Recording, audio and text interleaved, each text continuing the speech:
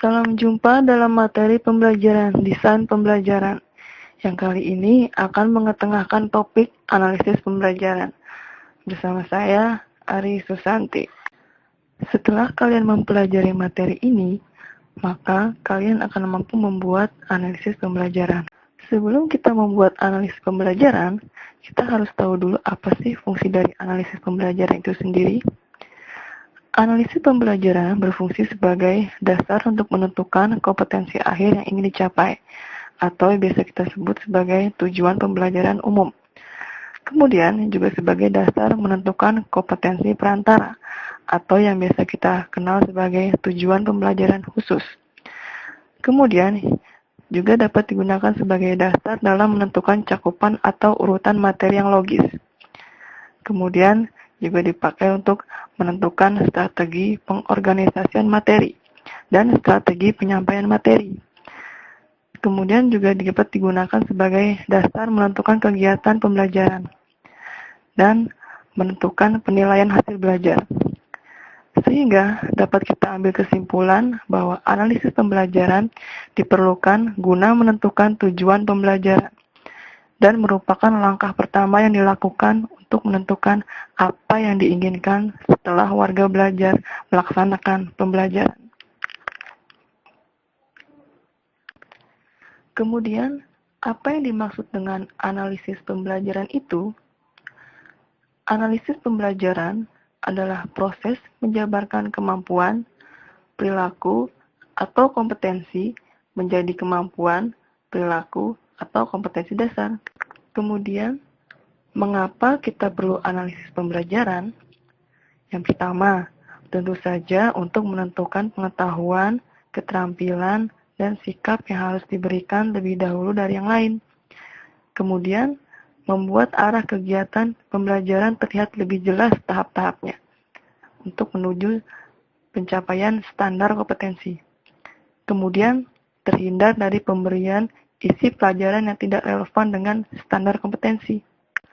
Baiklah, sebelum kita membuat analisis pembelajaran, ada baiknya kita mengenal bentuk susunan kemampuan atau yang biasa kita sebut sebagai kompetensi. Dengan mengenal ini akan memudahkan kita dalam membuat analisis pembelajaran. Bentuk susunan kemampuan ada 4 bentuk. Yang pertama adalah struktur hierarkikal, yaitu struktur perilaku yang menggambarkan kedudukan dua perilaku yang menunjukkan bahwa salah satu perilaku dapat dilakukan apabila telah menguasai perilaku sebelumnya, atau yang biasa kita sebut sebagai prasyarat. Berikut adalah contoh dari bentuk hubungan hierarkikal. Dari gambar ini dapat dilihat bahwa untuk membuat rangkaian listrik sederhana, seseorang harus mampu dahulu menyusun komponen rangkaiannya. Dan sebelum itu, seseorang juga harus mampu menjelaskan fungsi dari berbagai komponen rangkaian. Struktur yang kedua adalah struktur prosedural, yaitu struktur kedudukan beberapa perilaku yang menunjukkan satu seri urutan penampilan perilaku, tetapi tidak ada yang menjadi perilaku prasyarat untuk yang lain. Walaupun kedua perilaku khusus itu harus dilakukan berurutan untuk dapat melakukan suatu perilaku umum, tetapi setiap perilaku itu dapat dipelajari secara terpisah. Berikut adalah contoh dari bentuk hubungan prosedural. Dari alur ini dapat dilihat bahwa untuk bisa mengganti ban, seseorang harus melalui tahap-tahap mengendurkan baut, melepaskan ban, memasang ban, dan mengencangkan baut. Namun, kompetensi pada tahap-tahap ini bukanlah prasyarat. Artinya, kemampuan di setiap kompetensi ini bisa dipelajari secara sendiri-sendiri.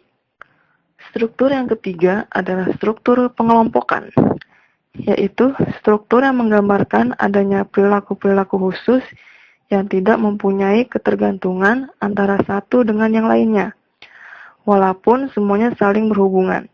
Jadi, garis yang menghubungkan antara perilaku khusus yang satu dengan yang lain tidak diperlukan.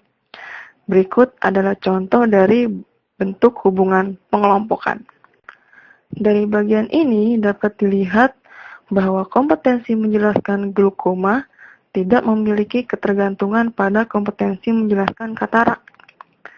Artinya, bisa dipelajari masing-masing, walaupun keduanya masih berkaitan untuk mencapai kompetensi utama, yaitu menjelaskan penyakit mata.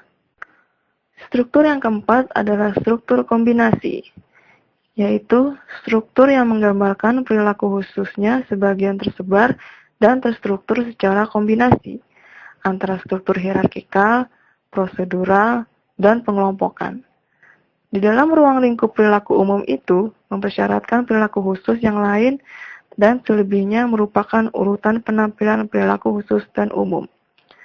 Berikut adalah contoh dari bentuk hubungan kombinasi. Berikut adalah contoh hubungan kombinasi. Dari gambar ini dapat dilihat adanya beberapa gabungan struktur kompetensi dalam satu standar kompetensi.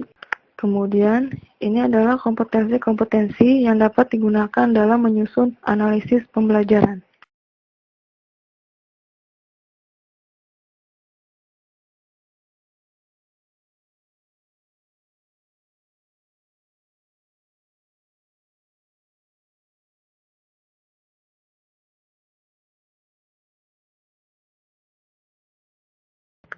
Nah, sekarang kita masuk ke dalam bagian bagaimana menyusun kompetensi-kompetensi tersebut sehingga akan memudahkan kita dalam menyusun pembelajaran dan juga memudahkan kita dalam menyusun modul jika diperlukan.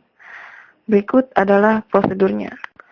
Hal pertama yang kita lakukan adalah tentukan standar kompetensi yang akan dicapai. Standar kompetensi adalah satu kompetensi utama yang akan dicapai seseorang setelah mempelajari suatu materi. Kemudian, identifikasi lebih rinci lagi kompetensi-kompetensi apa saja yang mendukung ketercapaian standar kompetensi tersebut. Selanjutnya, kompetensi-kompetensi tersebut dituliskan dalam satu lembar kertas kecil. Hal ini akan memudahkan kita dalam menyusun analisis. Dan ingat, satu kertas hanya berisikan satu kompetensi saja. Selanjutnya, letakkan atau tempelkan seluruh kompetensi dasar yang telah dituliskan tersebut pada kertas koran atau kertas flowchart sesuai dengan susunannya. Buatlah garis penghubung antara kompetensi dasar yang satu dengan yang lainnya, maupun antara kompetensi dasar dan standar kompetensi. Tentukan perilaku awal warga belajar dengan membuat garis putus-putus sebagai garis entry behavior. Berilah nomor untuk setiap kompetensi. Bagaimana dengan materi analisis pembelajaran ini? Apakah kalian menemukan permasalahan? Mudah-mudahan penjelasan yang diberikan mudah dimengerti. Untuk lebih mendalami materi ini, silahkan kerjakan latihan yang ada di e-learning ini. Jika masih menemukan masalah, dapat didiskusikan di forum diskusi yang terdapat dalam e-learning ini. Terima kasih dan sampai jumpa.